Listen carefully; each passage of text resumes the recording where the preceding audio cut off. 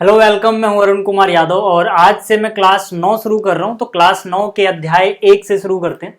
जो अध्याय 1 है क्लास 9 का, उसका नाम है संख्या पद्धति। और ये बहुत ही आसान चैप्टर है। अगर आप इसके बेसिक को समझते हैं तो ये चैप्टर आपको बहुत ज़्यादा इजी लगेगा। इसमें जितने भी क्वेश्चंस आते हैं आप आराम से उनको सॉल्व कर सकते हो। सिंपली आपको क्या करना है, थोड़ा सा फोकस देना है और बेसिक पहले समझ लेना है।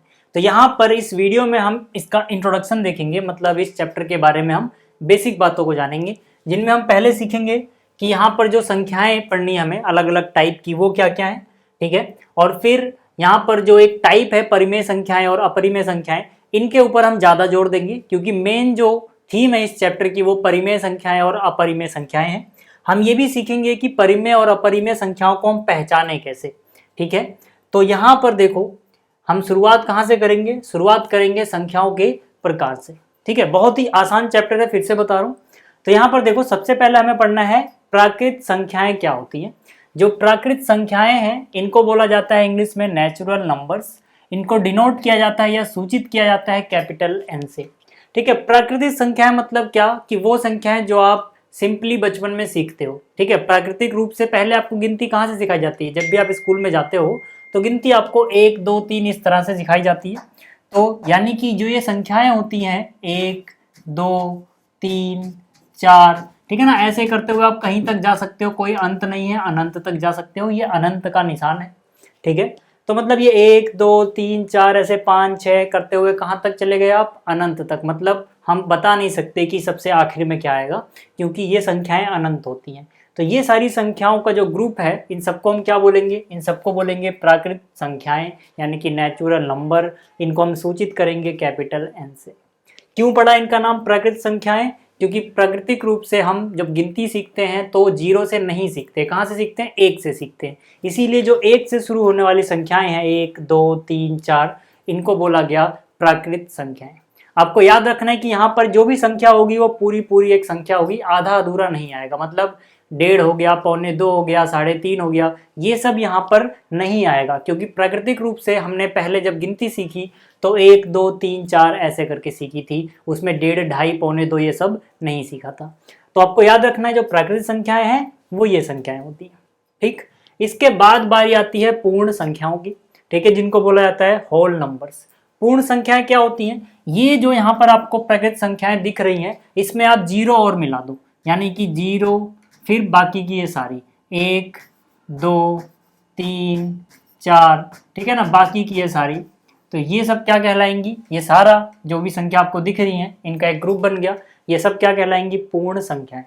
मतलब कि जो पूर्ण संख्याएं हैं जिनको हम कैपिटल W से डिनोट करते हैं, क्योंकि इंग्लिश में इनको होल नंबर्स बोला जाता है, ये क्या होती हैं, ये होती हैं 0 प्लस में जो यहाँ पर प्राकृतिक संख्याएं थी, यानी कि n। ठीक है। यहाँ पर n किसको बोल रहा हूँ मैं, इन संख्याओं को। तो ये सारी आप यहाँ पर देख सकते हो। इसमें क्या एक्स्ट्रा आ रहा है, 0, यानी 0 को अगर इसमें मिला दिया जाए तो ये क्या बन जाती हैं, ये ग्रुप बन जाता है पूर्ण संख्याओं का। ठीक। तो आपको ये पूर्ण संख्याएं भी समझ में आ गई होंगी। अब आगे बात करते हैं। ठीक है। आप देखो, जो अगला सेट है हमारे पास संख्याओं का, ठीक है, वो है पूर्णांक। पूर्णांक का मतलब क्या है कि यहाँ पे अब माइनस वाले नंबर भी आ जाएंगे। मतलब कि देखो 0 1 2 3 4 ऐसे करते हुए अनंत तक ये तो रहेगा ही रहेगा। यहाँ पर नेगेटिव नंबर भी आएंगे, यानी ऋणात्मक संख्याएं भी आ जाएंगी, यानी -1 हो गया, -2 हो गया, -3 हो गया। ठीक है। इस तरह से माइनस अनंत तक। ठीक है। माइनस इन्फिनिटी बोलो या माइनस अनंत बोलो। ठीक है। यहाँ तक तो ये सारी संख्याएं क्या है, ये सारी संख्याएं पूर्णांक हो गई। मतलब पूर्णांक में देखो, जो ऊपर वाला ग्रुप था 1 से लेके अनंत तक, ये भी आ रहा है। ठीक है। इसमें 0 भी आ रहा है और यहाँ पर इनका नेगेटिव भी आ रहा है, यानी कि इनका ऋणात्मक भी आ रहा है। ठीक है। तो ये आपको समझ में आ गया। अब इसके बाद जो हमें मेन चीज पढ़नी है वो क्या है, वो है परिमेय संख्याएं और अपरिमेय संख्याएं। ठीक है। इसको जरा ध्यान से देखना, बहुत ही आसान तरीके से मैं आपको समझाने वाला हूँ। परिमेय संख्याएं क्या होती हैं, पहले परिभाषा यहाँ पे पढ़ देता हूँ जो मैंने लिखी है। तो देखो, परिमेय संख्याएं क्या होती हैं, जो संख्याएं P/Q के रूप में लिखी जा सकती हैं जहां P और Q पूर्णांक हैं तथा Q बराबर 0 नहीं है। मतलब कोई भी संख्या जिसको हम P/Q के रूप में लिख पाए वो एक परिमेय संख्या होगी अगर वो 3 कंडीशन सेटिस्फाई करती है। पहला कि भाई जो ऊपर लिखा है यानी कि P, वो एक पूर्णांक होना चाहिए। ठीक है, ये पहली कंडीशन है। दूसरी कंडीशन है जो नीचे लिखा है q, ये भी एक पूर्णांक होना चाहिए। ठीक है, तीसरी कंडीशन है कि q पूर्णांक तो होना चाहिए लेकिन जीरो के अलावा, मतलब जीरो के बराबर नहीं होना चाहिए। p किसे बोलेंगे, q किसे बोलेंगे, जो ऊपर लिखा होगा उसे p, यानी कि जो अंश है वो p, और जो नीचे लिखा है यानी हर, उसे हम q बोलेंगे। जैसे कि अगर आपसे कोई पूछे कि बताओ कि 5/4 क्या एक परिमेय संख्या है, तो आप ये तीन कंडीशन चेक करोगे। जो ऊपर लिखा है यानी 5, इसको p से कंपेयर करो, p से तुलना करो इसकी। जो नीचे लिखा है 4, इसको आप q समझो। ठीक है, तो फिर अगर ये तीन कंडीशन पूरी हो जाती हैं तो बोलोगे है, अगर एक भी कंडीशन सेटिस्फाई नहीं हुई तो बोलोगे नहीं है। चेक करते हैं यहाँ पर, देखो जो p है एक पूर्णांक होना चाहिए। ऊपर क्या लिखा है 5, 5 p का काम कर रहा है। क्या 5 एक पूर्णांक होता है? बिल्कुल होता है। ठीक है ना, ये सारे माइनस के, जीरो और ये सारे प्लस के सब पूर्णांक थे, अभी बताया मैंने आपको। तो यहाँ पे कहीं ना कहीं 4 के बाद 5 आता होगा, तो मतलब जो 5 है वो एक पूर्णांक है। इसी तरह से 4 भी एक पूर्णांक है। और नीचे वाला जीरो के बराबर नहीं होना चाहिए था क्यू, तो यहाँ पर नहीं है जीरो के बराबर, मतलब ये सारी कंडीशन सेटिस्फाई कर रहा है, तो इसको हम बोलेंगे हाँ ये एक परिमेय संख्या है। ठीक, ये आपको समझ में आ गया। अब आगे बात करते हैं। मान लो अगर आपसे कोई पूछे, ठीक है, अगर आपसे कोई पूछे कि भाई -6/5 क्या ये एक परिमेय संख्या है, तो आप बोलोगे हाँ है, क्योंकि -6 एक पूर्णांक है, 5 भी एक पूर्णांक है, और नीचे वाला 5 जीरो के बराबर तो नहीं है। ठीक है, तो मतलब ये भी एक परिमेय संख्या है। अब अगर आपसे कोई पूछ ले कि क्या 4 एक परिमेय संख्या है, अब देखो यहाँ पर तो ऐसे बटे में होना चाहिए, लेकिन यहाँ तो नजर नहीं आ रहा, तब भी आप क्या बोलोगे, हाँ ये एक परिमेय संख्या है। क्यों? क्योंकि इसके नीचे हम अपने आप से 1 लिख सकते हैं। ठीक है ना, 4/1 का मतलब 4 ही होता है। तो यहाँ पर जो ऊपर वाला है यानी कि p, ये भी एक पूर्णांक है, नीचे वाला भी एक पूर्णांक है जीरो के अलावा, नीचे वाला जीरो नहीं है, तो ये भी एक परिमेय संख्या होगा। ठीक है, इसी तरह से अगर आपसे अब कोई पूछे कि बताओ, ठीक है ना, कि बताओ क्या 0 एक परिमेय संख्या है, तो आप बोलोगे हाँ 0 भी एक परिमेय संख्या है। क्यों? क्योंकि 0 के नीचे भी आप 1 लिख लो, कोई दिक्कत नहीं है। ठीक है, यहाँ पर कंडीशन क्या है भाई, नीचे वाला जीरो नहीं होना चाहिए ना, क्यू जीरो नहीं होना चाहिए, क्यू तो नीचे आ रहा है। तो यहाँ पर नीचे कौन आ गया, नीचे तो 1 आ रहा है ना, नीचे वाला थोड़ी जीरो है, ऊपर वाला जीरो हो सकता है, कोई दिक्कत नहीं है। ठीक है ना, तो ये भी क्या है, ये भी एक परिमेय संख्या है। ठीक है, यहाँ तक अगर आपको क्लियर हुआ। अब अगर आपसे कोई पूछ ले बताओ 5/0 क्या एक परिमेय संख्या है, आप बोलोगे नहीं है, क्योंकि नीचे वाला जीरो नहीं होना चाहिए था, लेकिन यहाँ पे हो गया। ठीक, तो ये सब बातें आप याद रखना। अब देखो, अब थोड़ा और आगे चलेंगे। ठीक है, कि अगर आपसे कोई पूछ ले कि बताओ वर्गमूल के अंदर 2 लिखा है, क्या ये एक परिमेय संख्या है, हम बोलेंगे नहीं है। हम क्या बोलेंगे कि जो वर्गमूल 2 है ये परिमेय संख्या नहीं है। अब आप में से बहुत सारे लोगों के दिमाग में हो सकता है ये सवाल आए कि भाई वर्गमूल 2 के नीचे भी तो 1 लिखा जा सकता है, तो फिर ये परिमेय संख्या क्यों नहीं हुई? इसलिए नहीं हुई क्योंकि यहाँ पर p का मान हो जाएगा 2, q का मान हो जाएगा 1। q पूर्णांक होना चाहिए था, q 1 है, पूर्णांक है। q 0 भी नहीं होना चाहिए था, 0 भी नहीं है। ये दोनों कंडीशन तो ठीक है, लेकिन p के लिए जो कंडीशन है वो क्या है, वो भी तो पूर्णांक होना चाहिए। और जो p है वो वर्गमूल के अंदर 2 आ गया।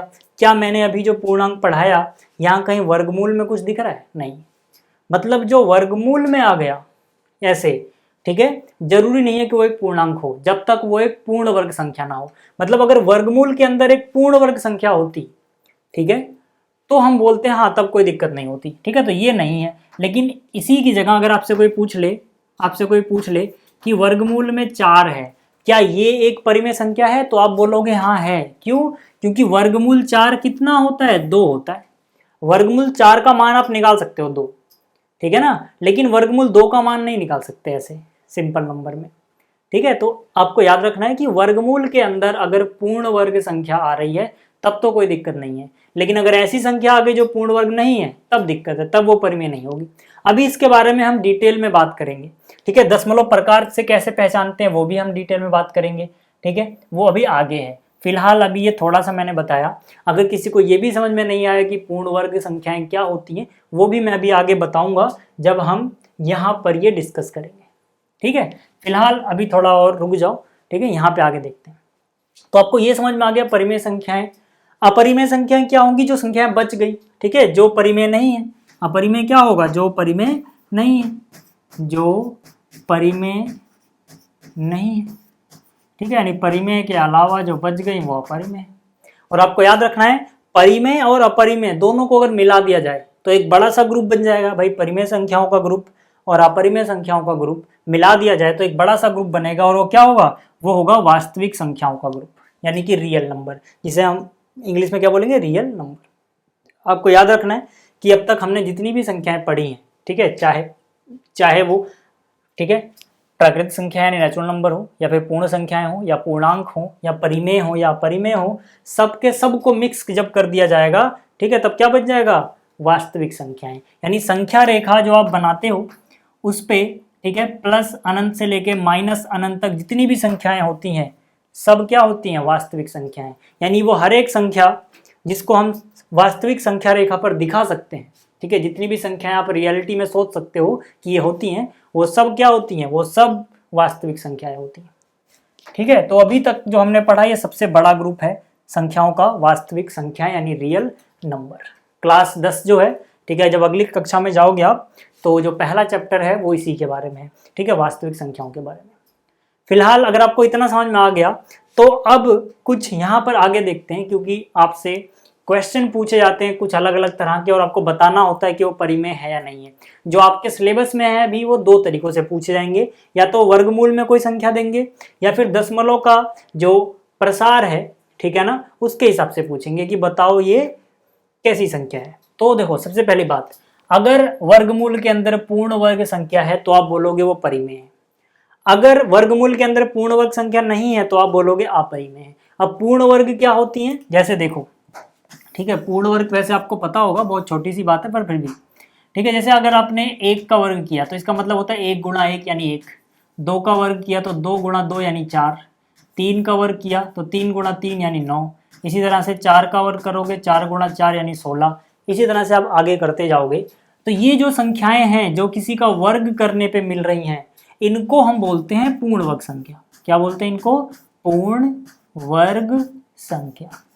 तो वर्गमूल के अंदर अगर पूर्ण वर्ग संख्याएं आ रही हैं तब तो वो परिमेय होगा। जैसे अभी मैंने थोड़ी देर पहले दिखाया था, वर्गमूल के अंदर 4 परिमेय था, ठीक है ना, क्योंकि 4 क्या होता है, पूर्ण वर्ग। लेकिन अब देखो 1 के बाद 4 आ गया, कौन कौन छूट गया, 2 छूट गया, 3 छूट गया, मतलब 2 और 3 पूर्ण वर्ग नहीं है, 2 और 3 पूर्ण वर्ग नहीं है। इसीलिए जो थोड़ी देर पहले दिखाया था कि अगर वर्गमूल के अंदर कोई 2 लिख दे तो वो अपरिमेय होगा, लेकिन वर्गमूल के अंदर कोई 4 लिख दे तो वो क्या होगा, तो वो परिमेय होगा, ठीक है। इसी तरह से वर्गमूल के अंदर 16 लिखो परिमेय है, लेकिन अगर वर्गमूल के अंदर किसी ने 17 लिख दिया अपरिमेय, ठीक है ना, क्योंकि 17 किसी का वर्ग नहीं आता ना, ठीक।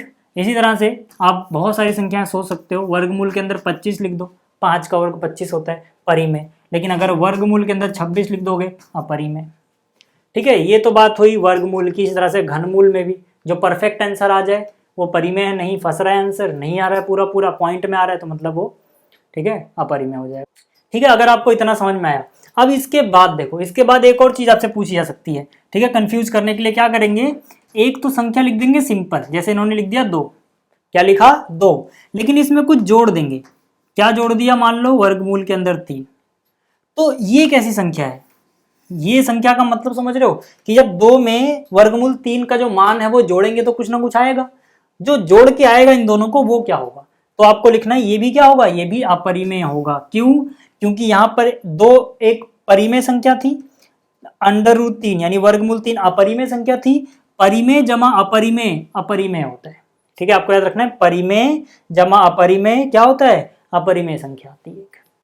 अब देखो अगर आपको इतना समझ में आ गया तो अब आगे बात करते हैं। अगला जो टॉपिक है बहुत इंपॉर्टेंट है, इस पे बहुत सारे क्वेश्चन पूछे जाते हैं, ठीक है। इसमें क्या है कि हम किसी संख्या का दशमलव प्रसार देख के ये कैसे बता पाएंगे कि जो संख्या है वो परिमेय है या फिर अपरिमेय है। तो यहाँ पर देखो संख्या का दशमलव प्रसार मेनली 2 टाइप का होता है। पहला, या तो वो शांत दशमलव होगा, ठीक है, क्या होगा वो, या तो शांत दशमलव होगा या फिर वो अशांत दशमलव होगा। अशांत दशमलव को फिर से 2 कैटेगरी में बांटा गया है, ठीक। तो पहले बात करेंगे हम शांत दशमलव की। शांत दशमलव का मतलब है कि जब आप भाग कर रहे हो तो कहीं ना कहीं शेषफल 0 आ जाता है, यानी कि दशमलव कहीं ना कहीं कुछ अंकों के बाद वो खत्म हो जाता है। जैसे कि यहाँ पर मैं अगर लिखूँ 2.5, ठीक है, मैंने क्या लिखा 2.5, तो यहाँ पे अब दशमलव के बाद 5 आया, फिर उसके आगे अब कुछ नहीं आ रहा, मतलब ये शांत हो गया, ये कहीं ना कहीं जाके रुक गया है। जैसे कि अगर आप 10 को 4 से भाग दो, ठीक है ना, 10 को 4 से भाग दो तो 4 दूनी 8, ठीक है, कितना बचा 2, दशमलव लगाया 0, 4 पंजे 20, ठीक है, शेषफल कितना बच गया 0। तो जब भी शेषफल 0 आ जाएगा तो भाग रुक जाएगा, मतलब दशमलव शांत हो गया कहीं ना कहीं जाके, अब इससे आगे ये कुछ नहीं जा रहा।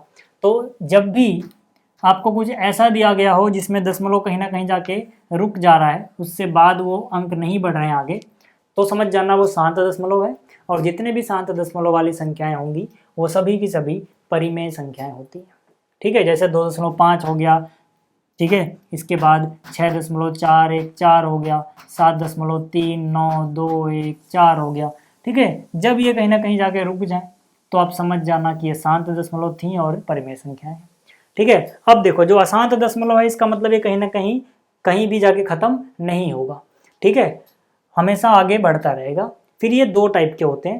पहला, जब कोई सेम चीज बार बार रिपीट हो, यानी सेम चीज बार बार आए, या फिर सेम चीज का कोई ग्रुप बार बार आए, तो उसको बोलते हैं अनवसानी आवर्ती। और यहाँ पर जो दूसरा है अनवसानी अनावर्ती, इसका मतलब है कि जो भी आ रहा है वो उबड़ खाबड़ आ रहा है, हम कुछ बता नहीं सकते कि क्या आएगा, ठीक। तो यहाँ पर जो अनवसानी आवृत्ति है, जैसे कि मान लो यहाँ पर है 3.33333, ठीक है, ये आगे बढ़ता जा रहा है। अब कितनी बार बढ़ रहा है हमें नहीं पता, अनंत तक जा रहा है, इसलिए यहाँ पे हम ऐसे डैश डैश डैश लगाते हैं, ठीक है। ये नहीं लगाओगे, अगर आपने सिर्फ ये लिख दिया 0.333 ऐसे करके, तब तो ये शांत हो गया। लेकिन जब आपने इसके आगे ऐसे लगा दिया, इसका मतलब ये शांत नहीं है, बहुत सारे 3 और आएंगे अभी, ठीक है, हमने सारे लिखे नहीं है, ठीक है। तो जब ऐसा कुछ नंबर होगा जिसमें कोई एक ही चीज, जैसे यहाँ पे बार बार 3 रिपीट हो रहा है, ठीक है, तो इसको हम बोलेंगे कि ये अनवसानी आवृत्ति है। और आपको याद रखना है, जब सेम चीज रिपीट हो दशमलव के बाद, ठीक है, तो वो एक परिमेय संख्या होती है, ठीक है। इसी तरह से यहाँ पर मान लो, ठीक है, जरूरी नहीं है कि वो एक ही अंक रिपीट हो, 3.35, फिर से 3.5, फिर से 3.5, ठीक है। तो यहाँ से बार बार कौन रिपीट हो रहा है, 3.5, ठीक है। तो देखो यहाँ पर भी दो अंकों का जो जोड़ा है 3.5 3.5 3.5, ये रिपीट हो रहा है बार बार। यहाँ पे डैश डैश डैश लगाने का मतलब है बहुत सारे 3.5 छुपे हुए हैं, ठीक। इनको एक और तरीका होता है लिखने का, ठीक है, क्या तरीका है, देखो इसको हम लिख सकते हैं 3.3 के ऊपर ये बार या दंड बोलते हैं इसको, ठीक है, इंग्लिश में बार बोला जाता है इसको। जिसके ऊपर बार लगाया है वो चीज बार बार रिपीट हो रही, ये मतलब होता है। जैसे यहाँ पर 3.35 बार बार रिपीट हो रहा है, तो दोनों के ऊपर आप ऐसे, ठीक है, बार लगाओगे। और जब ये बार वाली संख्याएं दिखें या फिर कोई सेम चीज बार बार रिपीट होने वाली दिखे, तो समझ जाना वो अनवसानी आवर्ती है और वो परिमेय संख्याएं होती हैं। जैसे अगर मान लो 10 को आपको 3 से भाग देना हो, तो यहाँ पर 3 का पहाड़ा 3 बढ़ जाएगा, 3 तिया 9, 1 बचेगा, दशमलव लगाओगे फिर से ये नीचे 10 बन जाएगा, ठीक है, 3 तिया 9, फिर से 1 बचेगा, फिर से दशमलव लगा हुआ है, 0 बढ़ाओगे फिर से ये 10 बन जाएगा, फिर 3 तिया 9, फिर 1 बचेगा, फिर से वो 10 बन जाएगा। मतलब ये 3 3 3 3 लाखों करोड़ों बार चलता रहेगा, अनगिनत बार चलता रहेगा, हम बता नहीं सकते कहाँ पे खत्म होगा, ये हमेशा 3 3 3 ही आएगा। तो ऐसी संख्याएं जिसमें बार बार सेम चीज रिपीट हो रही हो, उनको हम बोलते हैं अनवसानी आवर्ती, यानी कि वो परिमेय संख्याएं होती हैं, ठीक है। ये मेरे बताने का मकसद था, आपको समझ में आ गया होगा, ठीक है। इससे अगला क्या है, अगला है अनवसानी अनावृत्ति, यानी कि जो खत्म भी ना हो, नॉन टर्मिनेटिंग हो, लेकिन बार बार कोई चीज आए भी नहीं, नॉन रिकरिंग भी हो। जैसे मैंने यहाँ पर लिखा, ठीक है, मान लो जैसे मैंने यहाँ पर लिखा 3.3 के बाद 4, लेकिन फिर 3 के बाद 4 नहीं आया, 5 आ गया, ठीक है। फिर मान लो 5 के बाद 4 आया, फिर 5 आया, लेकिन फिर 4 नहीं आया, फिर 0 आ गया, फिर 1 आ गया, फिर 2 आ गया, फिर 5 आ गया, फिर 6 आ गया, और यहाँ पे डैश डैश डैश भी लगा हुआ है। मतलब यहाँ पे कोई एक चीज रिपीट नहीं हो रही, उबड़ खाबड़ बार बार कुछ ना कुछ नया अलग आता जा रहा है, हम अंदाजा नहीं लगा पा रहे, और ये खत्म भी नहीं हो रहा है, याद रखना इस बात को, ठीक। इसी तरह से 4.201 2 5 0 6 4, कुछ भी उबड़ खाबड़ जो दिमाग में लिख दो, फिर डैश डैश डैश लगा दो, ठीक है। तो ये सारी संख्याएं, क्योंकि ये शांत नहीं हो रही, डैश डैश डैश लगा हुआ है, खत्म नहीं हो रही है, ठीक है। तो पहली बात तो ये शांत नहीं हो रही, तो अशांत वाले में आएंगी। और कोई सेम चीज की आवृत्ति नहीं हो रही बार बार, तो अनावृत्ति है, ठीक है। आवृत्ति का मतलब क्या, कोई सेम चीज की आवृत्ति बार बार हो रही है, सेम पैटर्न बार बार रिपीट हो रहा है। अनावृत्ति का मतलब क्या, कोई भी पैटर्न आपको नहीं मिल रहा, ठीक है। तो जब भी पैटर्न नहीं मिले, वो खत्म भी ना हो, तो वो अपरिमेय होता है। ठीक है, तो ये सारी चीज़ें थी इस चैप्टर की बेसिक, अगर आपको ये समझ में आई हैं तो बाकी जो चीज़ें बचती हैं वो हम धीरे धीरे आगे आने वाली वीडियो में कवर कर लेंगे। तो इस वीडियो में इतना ही, जल्दी मिलते हैं अगले वीडियो में।